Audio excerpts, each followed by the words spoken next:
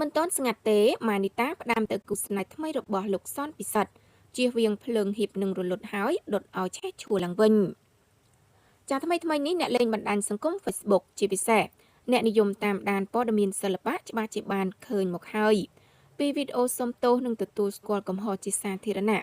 របស់តារាប្រុសសនពិសិដ្ឋដែលបានប្រើអំពើហិង្សាទៅកាន់អតីតមិត្តស្រីគឺតារាស្រីម៉ានីតា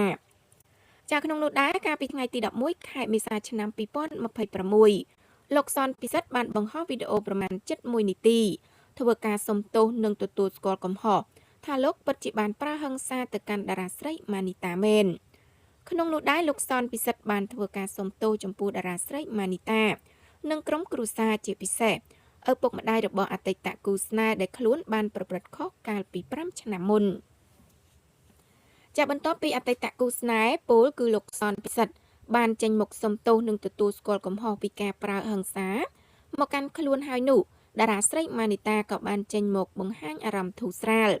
ខណៈការពិតត្រូវបានលាតត្រដាង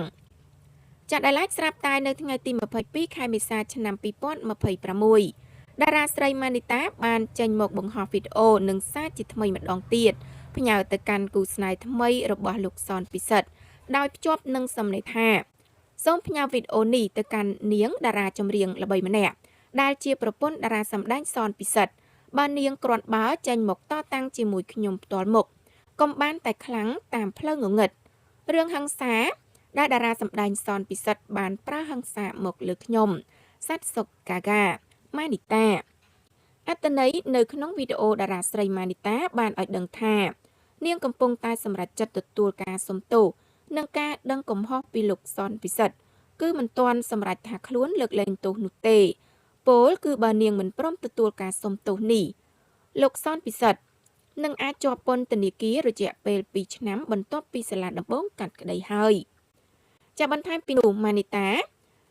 បានបន្តថានាងមិនចង់ចេញមកតតាំងបន្តនោះទេប៉ុន្តែដោយគូស្នេហ៍ថ្មីរបស់លោកសនពិសិដ្ឋបានផ្ដាំផ្ញើអ្នកនេះអ្នកនោះដែលជាហេតុនៃការបង្កភ្លឹងជាថ្មីម្យ៉ាងវិញទៀតនោះអ្នកនាងម៉ានីតាបានបញ្ជាក់ច្បាស់ថារឿងនេះជារឿងរបស់ខ្លួនជាមួយលោកសនពិសិដ្ឋមិនមែនជារឿងនាងជាមួយនឹងគូស្នេហ៍ថ្មីរបស់លោកសនពិសិដ្ឋនោះទេតារាស្រីម៉ានីតាបានបន្ថែមថាអំឡុងពេលនាងនិងក្រុមគ្រួសារកំពុងសម្រួលចិត្តទទួលយកការសុំទោសគឺមានមហាជននិងអ្នកស្គាល់ជាច្រើនលើកឡើងថាហាក់មិនស័ក្តិសមនោះឡើយព្រោះនាងបានរងអំពើហិង្សាម្យ៉ាងវិញទៀតនោះម៉ានីតាបានបញ្ជាក់ច្បាស់ទៅកាន់គូស្នេហ៍ថ្មីរបស់លោកសនពិសិដ្ឋថានាងគ្មានសិទ្ធិមកបញ្ជាបែបនេះបែបនោះឲ្យនាងធ្វើតាមនោះទេដូច្នេះបើសិនកម្ដៅនៅបន្តឡើងធ្វើឲ្យនាងមិនទទួលយកការសម្របសម្រួលគឺដោយសារគូស្នេហ៍ថ្មី